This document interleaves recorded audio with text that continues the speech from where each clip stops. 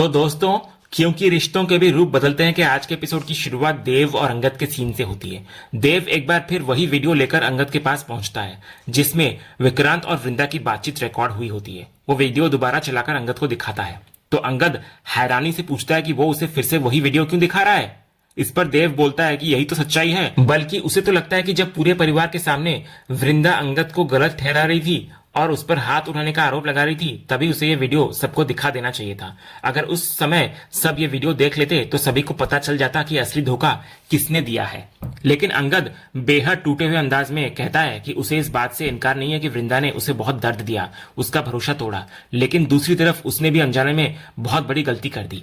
वृंदा ने अपना बच्चा खो दिया है और दुनिया में किसी भी माँ के लिए इससे बड़ा दर्द कोई नहीं होता। ऐसे में उसका अपना दुख और उसकी शिकायतें वृंदा के दर्द के सामने बहुत छोटी हैं। दोनों के बीच चाहे जितनी भी नफरत क्यों ना आ गई हो, लेकिन वो ये नहीं भूल सकता कि वृंदा ने बहुत बड़ी तकलीफ सही है। देव फिर भी अंगद को समझाने की कोशिश करता है। वो कहता है कि गलती की शुरुआत तो वृंदा ने की थी ना, इसलिए उसको खुद को बार बार दोष नहीं देना चाहिए। बाकी फैसला अब अंगद का है। इतना बोलकर देव वहां से निकल जाता है। दूसरी तरफ देव अपने कैबिन में पहुंचता है जहां वो अपने ऊपर गंगा जल छिड़क रहा होता है। तभी वहां विक्रांत पहुंचता है और हैरानी से पूछता है कि आखिर वो ये सब क्या कर रहा है। देव मुस्कुराते हुए कहता है कि अपने पाप धो रहा है। विक्रांत पूछता है कि आखिर कौन सा पाप। देव हंसते हुए कहता है कि उनकी वजह से वृंदा चाची ने अपना बच्चा खो दिया, इतना बड़ा पाप हुआ है तो उसे धोना तो पड़ेगा ना। विक्रांत फिर पूछता है कि अगर वो पाप धो रहा है तो पीछे इतना खुशियों वाला म्यूजिक क्यों चला रखा है। इस पर देव बड़ी बेशर्मी से कहता है कि उसका बेटा भी तो पैदा हुआ है ना, इतनी बड़ी खुशी भी तो मनानी है। दुख तो बस थोड़ा सा था, लेकिन बेटे की खुशी उससे कई ज्यादा बड़ी है, इसलिए उसने 2 मंत्र पढ़ लिए और उसके सारे पाप भी धुल गए। आखिर उसका नाम भी देव है, इसलिए पाप और पुण्य दोनों को बैलेंस बनाकर रखना पड़ता है। फिर वो मजाक मजाक में विक्रांत को भी थोड़ा गंगा जल देता है। विक्रांत उसको छिड़कने की बजाय पी लेता है। ये देखकर देव हंसता है और कहता है कि उसे पीना नहीं था, सिर्फ अपने ऊपर छिड़कना था, लेकिन अब जो हो गया सो हो गया। अगले सीन में ऋतिक अंगद के कैबिन में आता है। वो कहता है कि फैक्ट्री से सब लोग घर जा चुके हैं, इसलिए अब उन्हें भी घर चलना चाहिए। लेकिन अंगद उदास होकर बोलता है कि वो घर कैसे जाएगा, वो वृंदा का सामना नहीं कर पाएगा, इसलिए वो अभी घर नहीं जाना चाहता और ऋतिक से अकेले जाने के लिए बोलता है। लेकिन ऋतिक उसको समझाता है कि वो बचपन से उसको जानता है, उसे अच्छी तरह पता है कि अंगद क्या कर सकता है और क्या नहीं, लेकिन इस समय वो खुद के साथ बहुत गलत कर रहा है। जो कुछ हुआ वो एक हादसा था, जानबूझकर नहीं हुआ। अगर वो इसी तरह खुद को दोष देता रहेगा तो अपराध बोध में पूरी तरह टूट जाएगा। वो उसे फिर याद दिलाता है कि भाभी सिर्फ आज भी उसी से प्यार करती है, लेकिन अंगद उसकी बात मानने को तैयार नहीं होता। वो कहता है कि वृंदा उससे नहीं बल्कि विक्रांत से प्यार करती है, उसकी वजह से ही आज वृंदा इतनी तकलीफ में है और अब वो उसका यह दर्द और नहीं देख सकता। इतना बोलकर अंगद वहां से निकलने लगता है। ऋतिक उसको रोककर पूछता है कि आखिर वो कहाँ जा रहा है, तो अंगद बोलता है कि वो विक्रांत के पास जा रहा है। वो उससे माफी मांगेगा और उससे बोलेगा कि वो वृंदा को अपना ले। ये सुनते ही ऋतिक हैरान हो जाता है। वो गुस्से में कहता है कि क्या वो पागल हो गया है, लेकिन अंगद बिना रुके कहता है कि हाँ, वो पागल हो चुका है और जब कोई इंसान पागल हो जाए तो उसे उसकी हालत पर छोड़ देना चाहिए। वो सिर्फ विक्रांत के पास जाकर हाथ जोड़कर माफी मांगना चाहता है कि उसने उसे वृंदा से और उसके बच्चे से दूर कर दिया। अब वो अपनी गलती सुधारना चाहता है। वो भारी आवाज में कहता है कि उसका अपना प्यार अधूरा रह गया तो कोई बात नहीं, लेकिन वो वृंदा को उसका प्यार जरूर वापस दिलाएगा। ऋतिक लगातार अंगद को समझाने की कोशिश करता है कि अभी भी सब कुछ ठीक हो सकता है, लेकिन अंगद बोलता है कि अगर कुछ ठीक होना होता तो अब तक हो चुका होता, अब कुछ भी बाकी बचा नहीं है, इसलिए अब वो सिर्फ वृंदा की जिंदगी संवारना चाहता है। फिर वो ऋतिक से हाथ जोड़कर बोलता है कि वो घर चला जाए, क्योंकि इस समय वहां उसकी सबसे ज्यादा जरूरत है। अगर उसका फैसला गलत भी निकला तो उसकी सजा वो खुद भुगत लेगा। इतना बोलकर अंगद किसी की एक भी बात सुने बिना तेजी से विक्रांत के कैबिन की तरफ बढ़ जाता है। अगले सीन में हम देखते हैं कि कृपा गुस्से से भरी हुई विक्रांत के कैबिन में आती है। आते ही वो उस पर बरस पड़ती है और कहती है कि उसने उसके साथ बहुत बड़ा धोखा किया है, उसकी पूरी लाइफ बर्बाद कर दी। उसने उसके लिए न जाने कितने झूठ बोले और जो उनका बच्चा सच था उसे भी अपने मतलब के लिए झूठ बना दिया। इतना ही नहीं, उसी बच्चे का इस्तेमाल करके उसका अबॉर्शन भी करवा दिया। तो विक्रांत बेपरवाही से कहता है कि और क्या करता, क्या उसे अपने साथ लेकर घूमता। ये सुनकर कृपा और भड़क जाती है। वो कहती है कि उसने हर कदम पर उसका साथ दिया, उसने जैसा कहा वैसा ही किया, उसने डीएनए टेस्ट की रिपोर्ट तक बदल दी ताकि अंगद सर को यकीन हो जाए कि वृंदा के पेट में पल रहा बच्चा उसका नहीं है। विक्रांत ने उससे वादा किया था कि ये सब होने के बाद वो उससे शादी करेगा, लेकिन वो सिर्फ झूठ था। उसने कभी उससे प्यार किया ही नहीं, बल्कि सिर्फ अपने मतलब के लिए उसका इस्तेमाल किया। फिर कृपा सीधे पूछती है कि वो तो हमेशा से वृंदा मैडम से प्यार करते थे ना। तो विक्रांत भी बिना किसी झिझक के कहता है कि हाँ, मैं सिर्फ वृंदा मैडम से प्यार करता हूँ। कृपा कहती है कि लेकिन वृंदा कभी उसकी तरफ देखेगी भी नहीं, क्योंकि वो आज भी सिर्फ अपने पति अंगद से प्यार करती है।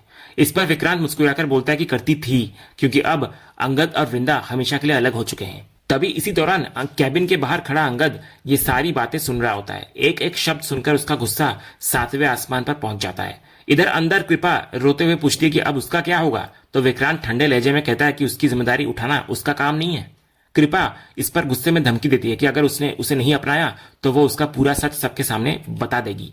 तो विक्रांत पूछता है कि आखिर कौन सा सच। कृपा बोलती है कि वो अस्पताल वाला सच, डीएनए जांच की बदली हुई रिपोर्ट, एआई से तैयार करवाई गई नकली ऑडियो और वो सारी साजिश जिससे अंगद और वृंदा के रिश्ते को तोड़ा गया। अगर जरूरत पड़ी तो वो सब कुछ सबके सामने बता देगी। कैबिन के बाहर खड़ा अंगद ये सब भी सुनकर पूरी तरह हैरान रह जाता है। इधर विक्रांत गुस्से में कृपा का गला पकड़ लेता है और धमकी देता है कि अगर उसने मुंह खोला तो वो उसे जिंदा नहीं छोड़ेगा। फिर वो बोलता है कि उसका मकसद सिर्फ अंगद और वृंदा को अलग करना था और वो अपने मकसद में कामयाब हो चुका है। तभी अचानक बाहर से अंगद जोर से विक्रांत का नाम चिल्लाता है। आवाज सुनते ही विक्रांत और कृपा दोनों चौंक जाते हैं। अगले ही पल अंगद गुस्से के मारे अंदर आता है और बिना कुछ सोचे समझे विक्रांत पर टूट पड़ता है। वो उसे पकड़कर बुरी तरह मारना शुरू कर देता है। हर वार के साथ उसे वे सारे पल याद आने लगते हैं जब उसने वृंदा पर झूठे आरोप लगाए थे। कभी वो विक्रांत को टेबल पर पटकता है तो कभी मुक्कों की बरसात करता है। फिर उसके सामने डीएनए जांच वाली रिपोर्ट घूम जाती है जिस पर उसने आंख बंद करके भरोसा कर लिया था। गुस्से में वो विक्रांत का कॉलर पकड़कर चिल्लाता है कि उसने ये सब कैसे किया। उसने रिपोर्ट बदलकर उसकी और उसकी वृंदा की पूरी लाइफ बर्बाद कर दी। अब वो उसे जिंदा नहीं छोड़ेगा। लेकिन उसका गुस्सा यही नहीं रुकता। उसे वो नकली एआई ऑडियो भी याद आने लगती है जिसके आधार पर उसने वृंदा को कितना कुछ सुना दिया था। इन सारी यादों के साथ उसका गुस्सा और बढ़ जाता है और वो विक्रांत को लगातार पीटता रहता है। मार खाते खाते विक्रांत किसी तरह कैबिन से बाहर भागने की कोशिश करता है, लेकिन अंगद फिर भी पीछे पीछे आकर उसको पकड़कर दोबारा मारने लगता है। कॉलर पकड़कर वो चिल्लाता है कि उसकी वजह से उसने अपनी पत्नी पर शक किया, उसकी वजह से उसका घर टूट गया, उसकी वजह से वृंदा उससे दूर हो गई। फिर वो जोर से मुक्का मारते हुए कहता है कि वृंदा के पेट में पल रहा बच्चा उसी का था, विक्रांत का नहीं, और उसी की वजह से उसका बच्चा हमेशा उससे छिन भी गया। इतना बोलकर वो विक्रांत को जोरदार धक्का देता है जिससे वो दूर जाकर गिर पड़ता है। इसके बाद अंगद वहीं जमीन पर बैठ जाता है और फूट फूट कर रोने लगता है। उधर मौका मिलते ही विक्रांत वहां से भाग निकलता है। दूसरी तरफ अंगद बुरी तरह टूट चुका होता है। वो रोते रोते बार बार वृंदा से माफी मांगता है। उसी समय उसे अपने ही कहे हुए शब्द याद आने लगते हैं जब उसने गुस्से में कहा था कि उसे वृंदा के पेट में पल रहा बच्चा नहीं चाहिए। उसे वो पल भी याद आता है जब वृंदा ने रोते हुए कहा था कि इससे अच्छा होता वो मर ही जाती, और उस समय अंगद ने भी बेरहमी से कह दिया था कि अगर वो मर जाए तो ही बेहतर होगा। तो अपने ही शब्द याद आते ही अंगद और ज्यादा टूट जाता है। अगले सीन में अंगद फैक्ट्री से निकल आता है और अकेला तेज बारिश से भीगते हुए सड़क पर चलता रहता है। चलते चलते उसे वृंदा के साथ बिताया हर पल याद आने लगता है। पहली मुलाकात, धीरे धीरे हुआ प्यार, साथ बिताए हुए खूबसूरत लम्हे, एक एक याद उसकी आंखों के सामने घूमने लगती है। इन यादों में खोकर वो फिर से रो पड़ता है। कुछ देर बाद वो अपनी कार में बैठता है और तेज बारिश के बीच वहां से निकल जाता है। इधर गाड़ी चलाते हुए उसे वो दिन भी याद आता है जब उसने धोखे से वृंदा से डीएनए जांच वाले फॉर्म पर साइन करवा लिए थे। उसको याद आता है कि जब वृंदा को इस धोखे का पता चला था और उसने सवाल पूछा था, तब उसने साफ कह दिया था कि उसे शक है कि उसके पेट में पल रहा बच्चा उसका नहीं बल्कि किसी और का है, और उसी बात पर वृंदा ने उसको जोरदार थप्पड़ मार दिया था। ये सब कुछ याद करते हुए अंगद अपराध बोध में पूरी तरह टूट जाता है। वो गुस्से और पछतावे में कार की स्पीड लगातार बढ़ाता जाता है, लेकिन तभी अचानक उसकी तेज रफ्तार कार का भीषण एक्सीडेंट हो जाता है। कार अनियंत्रित होकर सड़क से नीचे गहरी खाई में गिर जाती है। वहीं दूसरी तरफ वृंदा पूजा में बैठी होती है, लेकिन अचानक उसको बहुत तेज घबराहट होने लगती है। वो बेचैनी में अपना मंगलसूत्र पकड़ लेती है और उसको बार बार देखने लगती है जैसे उसे किसी अनहोनी का एहसास हो रहा हो। ये देखकर पूजा तुरंत वृंदा के पास आती है और उसको संभालने की कोशिश करती है। उधर पंडित जी छठी की पूजा करवाते हुए कहते हैं कि माँ बच्चे को जन्म देती है और पिता उसको जीवन देता है। जिस बच्चे को माँ और पिता दोनों का प्यार मिलता है वो सच में बहुत भाग्यशाली होता है, और जिन माता पिता को संतान का सुख मिलता है उन पर भगवान की विशेष कृपा होती है। फिर पंडित जी मुन्नी, ऋतिक, सलोनी और देव से कहते हैं कि वे सभी बहुत भाग्यशाली हैं क्योंकि उनकी गोद में भगवान का आशीर्वाद मौजूद है। तभी अचानक घर पर पुलिस पहुंचती है। हेमंत बाहर जाकर इंस्पेक्टर से पूछता है कि आखिर क्या बात है, तो इंस्पेक्टर बताते हैं कि उन्हें सूचना मिली है कि मिस्टर अंगद वीरानी का कार गहरी खाई में गिर गया है। ये सुनते ही पूरे घर में सन्नाटा छा जाता है। सबसे बड़ा झटका वृंदा को लगता है और उसके चेहरे का रंग उड़ जाता है। इसके बाद इंस्पेक्टर कहते हैं कि कार के अंदर एक डेड बॉडी भी मिली है, इसलिए परिवार के किसी सदस्य को शव की पहचान करने के लिए उनके साथ मुर्दा घर चलना होगा।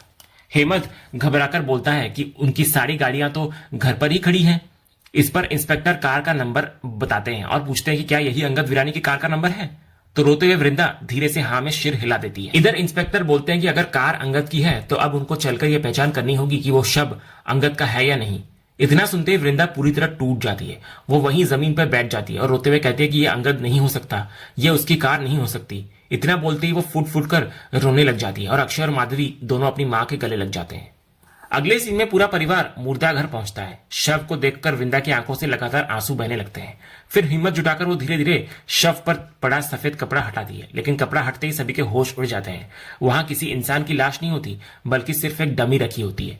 ये देखकर पूरा परिवार हैरान हो जाता है। हेमंत गुस्से में इंस्पेक्टर को पूछता है कि आखिर ये सब क्या है, क्या उन्होंने मजाक करने के लिए पूरे परिवार को यहाँ बुलाया है? तो इंस्पेक्टर भी नाराज होकर बोलता है कि यही सवाल वो भी पूछना चाहता है। वो पूछता है कि क्या यह किसी इंश्योरेंस फ्रॉड का मामला तो नहीं है? यह सुनकर परिवार के सभी लोग और भी हैरान हो जाते हैं। हेमंत गुस्से में कहता है कि क्या इंस्पेक्टर जानते भी हैं कि वे किससे बात कर रहे हैं? तो इंस्पेक्टर कहते हैं कि उन्हें सब पता है। फिर वो कहते हैं कि डमी के साथ उन्हें एक चिट्ठी भी मिली है। इतना बोलकर वो चिट्ठी परिवार को दे देते हैं और कहते हैं कि अगर ये कोई पारिवारिक मामला है तो उसे घर में ही सुलझा लीजिए, लेकिन पुलिस को गुमराह करने के आरोप में अंगद विरानी के खिलाफ कानूनी कार्रवाई भी हो सकती है। इतना बोलकर इंस्पेक्टर वहां से चले जाते हैं।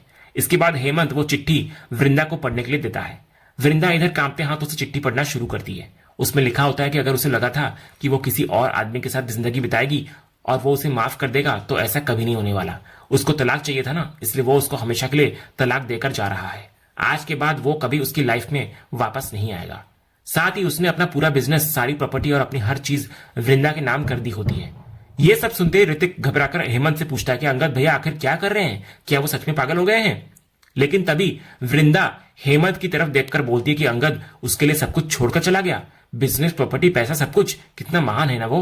लेकिन उसे उसकी दौलत का 1 रुपया भी नहीं चाहिए। वो कहती है कि वो सिर्फ मुन्नी और सलोनी की छठी की पूजा तक इस घर में रुकी थी। अब जब पूजा खत्म हो चुकी है तो उसका यहां रुकने का कोई कारण नहीं बचा। इतना बोलकर वो वहां से चली जाती है।